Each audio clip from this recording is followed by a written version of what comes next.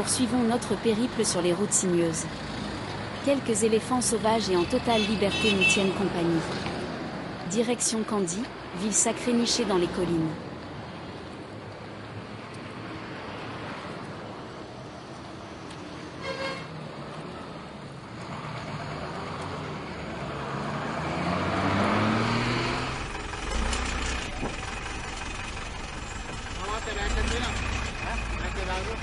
Kandy fut la dernière capitale royale du Sri Lanka avant l'arrivée des Britanniques en 1815.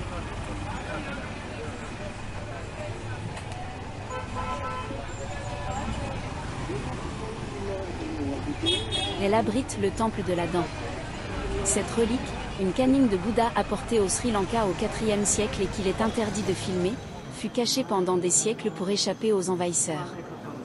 Le temple actuel, construit au XVIe siècle par le roi Vimaladharmasuriya, a survécu à des attentats, comme celui de 1998 par les tigres tamouls. C'est un chef-d'œuvre d'architecture singalaise, toits sculptés, dorures, fresques et portes d'ivoire. Chaque jour, des centaines de pèlerins viennent y déposer des offrandes de fleurs de lotus et de jasmin.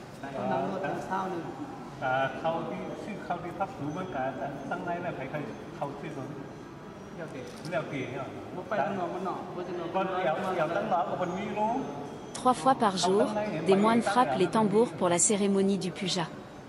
Chaque année, la procession Esala Peraira fait défiler des éléphants parés d'or et de soie, portant la relique sacrée dans la ville.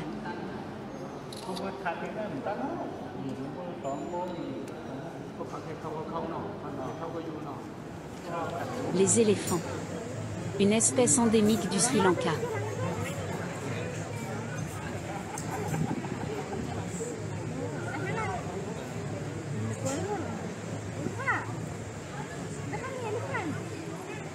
Ils ont même un orphelinat à Pinawala.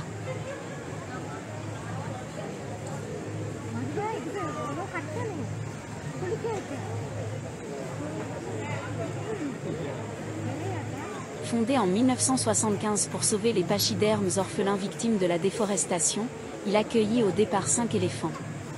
Il en compte aujourd'hui près de 90.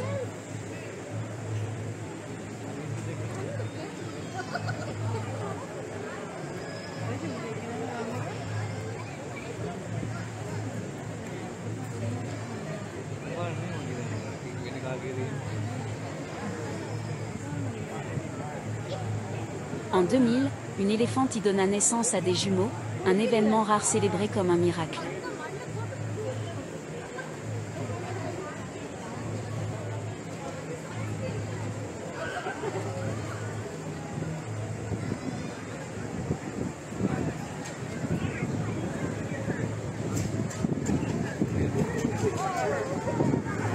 Ces géants doux se baignent dans la rivière Maoigreka.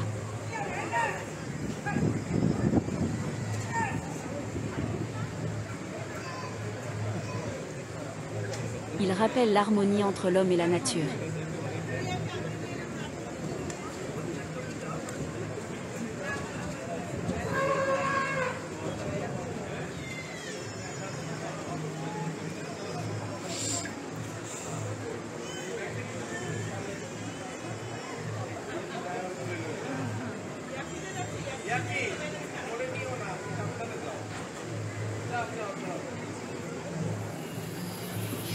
Mais les éléphants ne se limitent pas à Pinawala. Ils errent également librement dans le parc national de Yala. Ce sanctuaire créé en 1900 est devenu parc national en 1938. C'est la plus grande réserve naturelle du pays, plus de 900 km² de savane, de lacs et de forêts. En safari à bord d'un 4x4, le guide scrute les traces fraîches dans la poussière.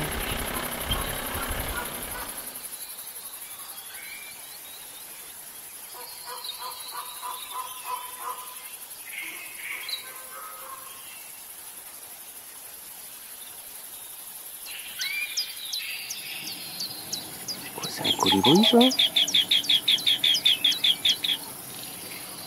Merci.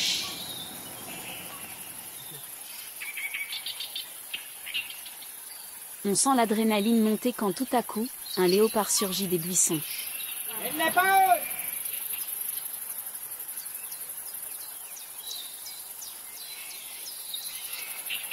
Avec la plus haute densité de léopards au monde, Yala est un théâtre sauvage où l'on croise bon nombre d'espèces.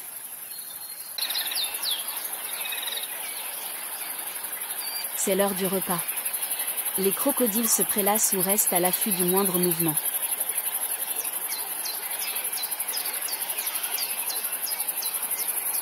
Non loin de là, les buffles pèsent paisiblement. Perché sur une branche, le martin chasseur de Smyrne scrute le lac à la recherche de sa prochaine proie.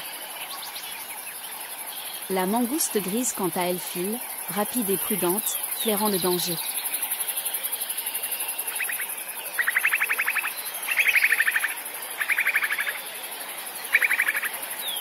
Un phacochère broute, tandis qu'un varan sort lentement d'une fourmilière, repu, sa langue fouettant l'air pour capter les odeurs.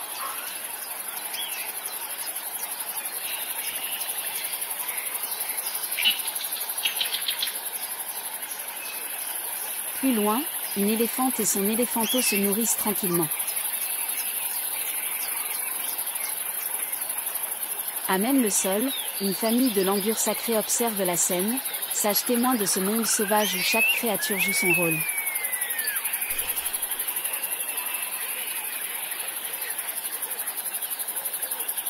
Souvenez-vous du tsunami de 2004, qui ravagea les côtes. Il épargna miraculeusement beaucoup d'animaux, comme si la nature avait un sixième sens.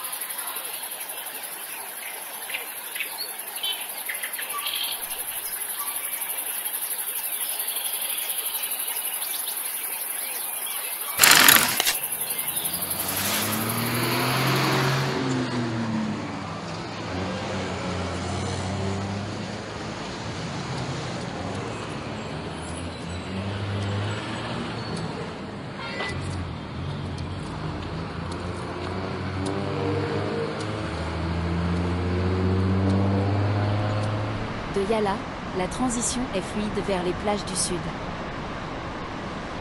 Kirinda, où la légende rencontre la réalité. Au IIe siècle avant Jésus-Christ, le roi Kelanitissa sacrifia sa fille à la mer, la princesse Viaramadevi, pour apaiser les dieux après un tsunami. Miraculeusement, elle atterrit saine et sauve à Kirinda, épousa le roi local Kavantissa, et devint la mère du héros du Tujmunu.